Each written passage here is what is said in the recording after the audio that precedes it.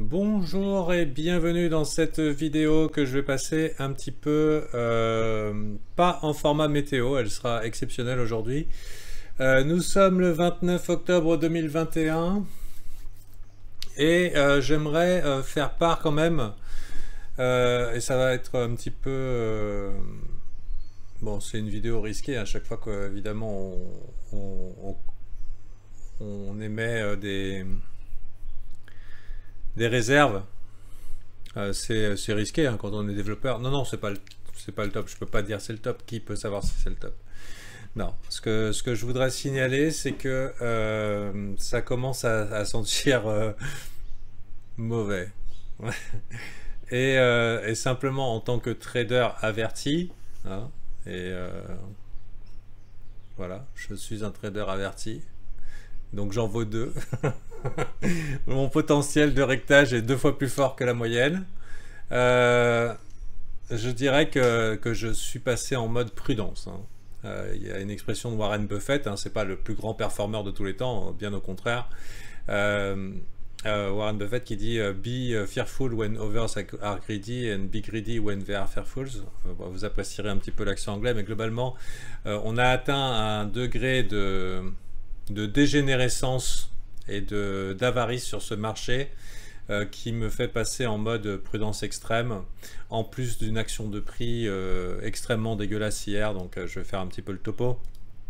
Mais hier on a eu une chandelle en 1 minute de 5000 $ sur le Bitcoin. C'est un peu beaucoup. C'est un peu beaucoup si on veut maîtriser son risque. Et malheureusement, c'est un petit peu le genre d'environnement dans lequel je pense qu'on risque d'évoluer. Donc la chandelle de 7% qui pique au niveau du cul. Donc par chance, je me suis pas fait défoncer, mais en tout cas, j'y vois quand même des signes d'alarme.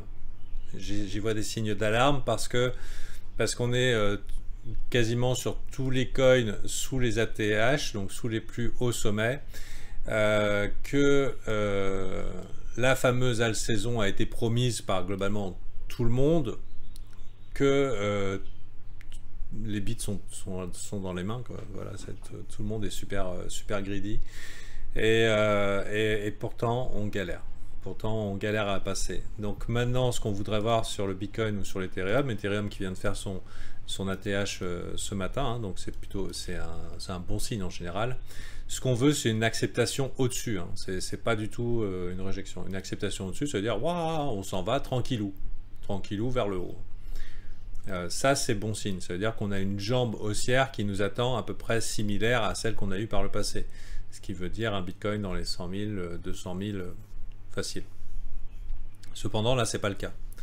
De même pour Ethereum. Hein. Je veux dire, il y a beaucoup de gens qui ont pris leur ticket pour être riches avec Ethereum, mais putain, j'ai l'impression que c'est un play qui est quand même observé par la planète entière et qu'on est encore en mode galère. On est encore en mode galère et du coup, pendant ce temps-là, on a quand même le S&P 500 qui lui aussi est à la TH et le Nasdaq qui lui aussi est à la TH. Donc globalement, il ne peut plus rien nous arriver d'affreux maintenant. Et c'est pour ça que mon sens de l'araignée est à son plus haut. Hein. C'est pour ça qu'en fait, si vous voulez, je suis en mode méfiance extrême. Alors il y a deux, et du coup que je suis en mode risquage minimum. C'est-à-dire que je suis prêt à risquer à la hauteur de l'intégralité de mon capital, mais seulement sur des entrées extrêmes et avec levier, parce que je peux me permettre de faire ce genre de trade. Mais si jamais je perds, je ne risque que 10% de mon capital maximum. Autant vous dire, ma confiance dans les marchés en ce moment est passée extrêmement faible. Pourquoi? Trop de dégénérescence, trop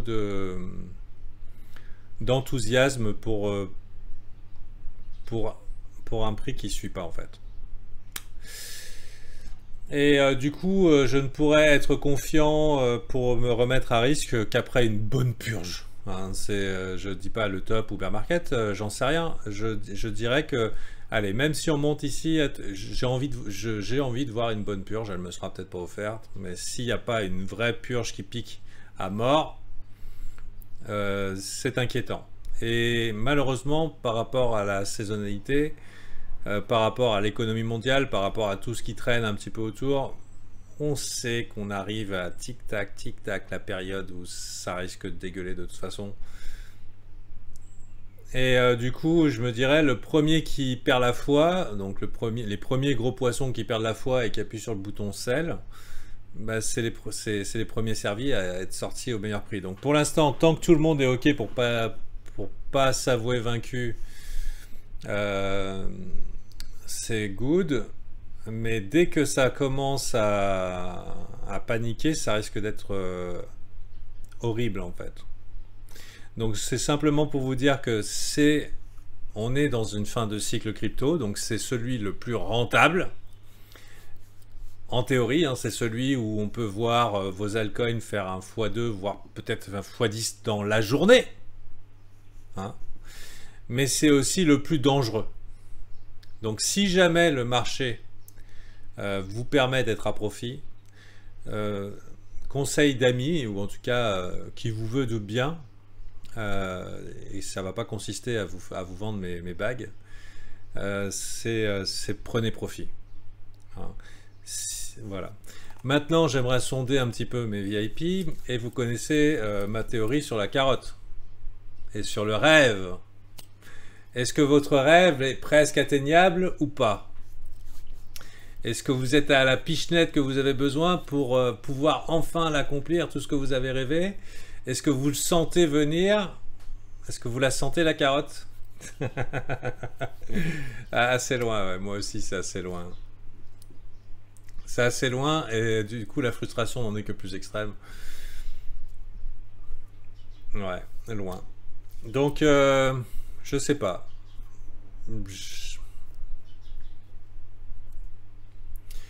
Je vous invite quand même à la prudence. C'était juste pour une invitation à la prudence. Et c'est vraiment pas là où il y a tous les TikTok investors, les coins de chiens et tout.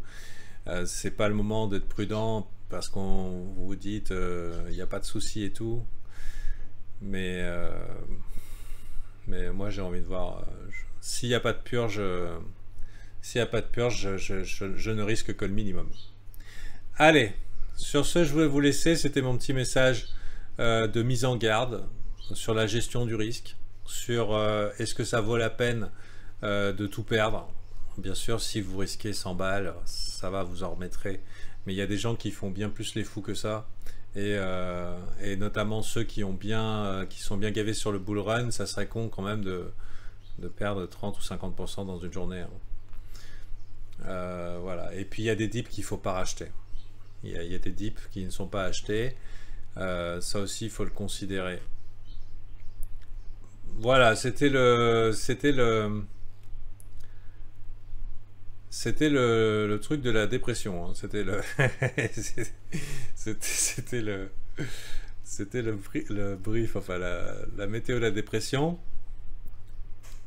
Tout cela, tout va bien si on accepte. Hein.